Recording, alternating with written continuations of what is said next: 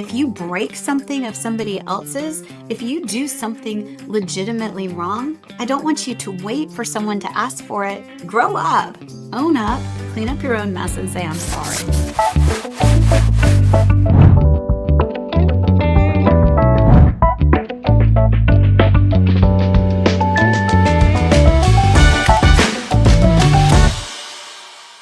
All right, guys, welcome back to Leadership Highway. I'm Coach McCurdy. This is your fast track podcast to help you 10x your impact, break down barriers, and most importantly, get out of your own damn way.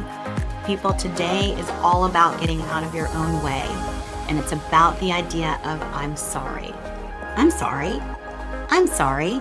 Is this going to offend you? I'm sorry. I'm sorry.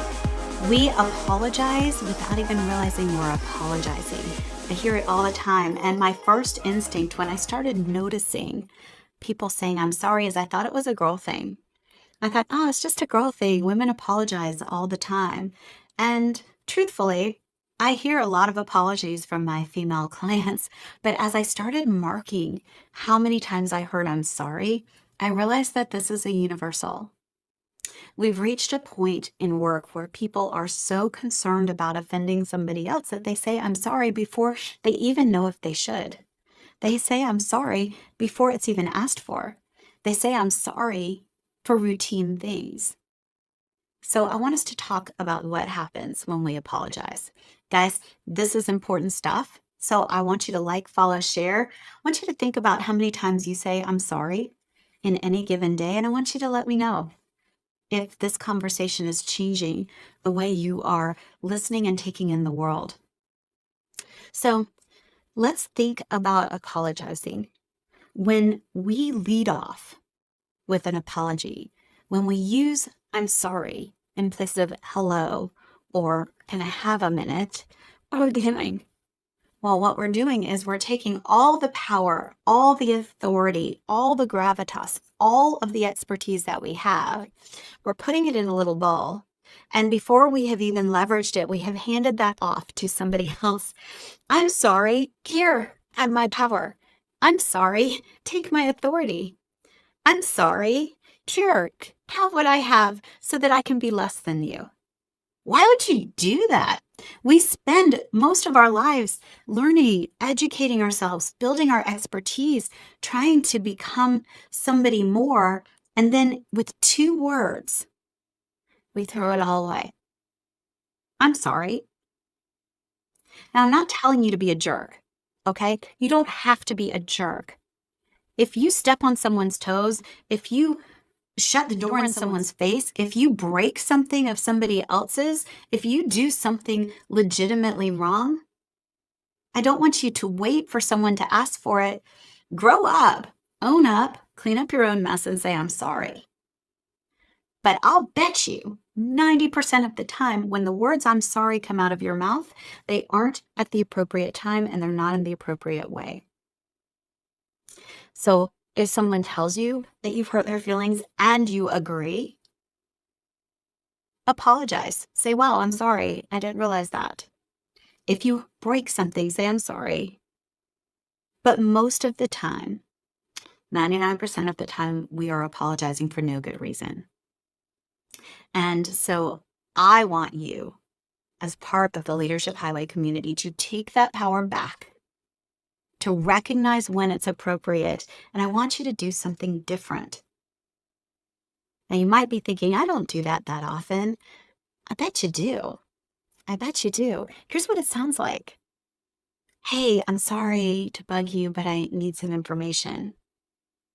Hey, I'm sorry, I need your help.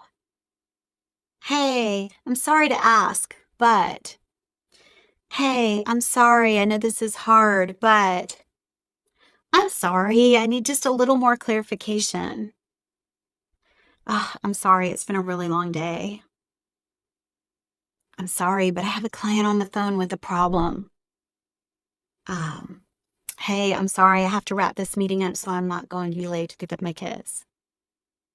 I'm sorry, I'm sorry, I'm sorry, I'm sorry.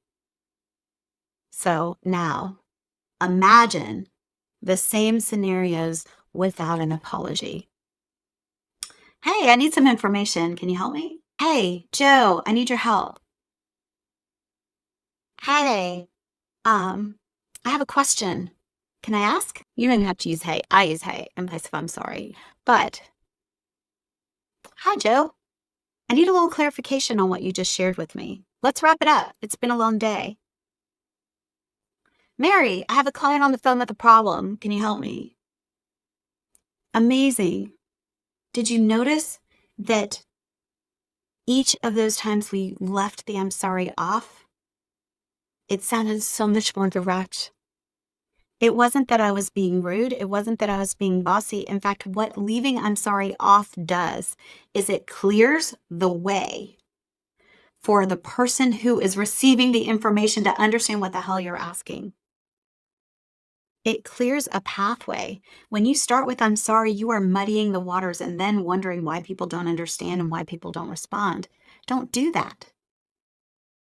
When you start with I'm sorry, you create the impression that there is something negative following when most of the time it's simply business.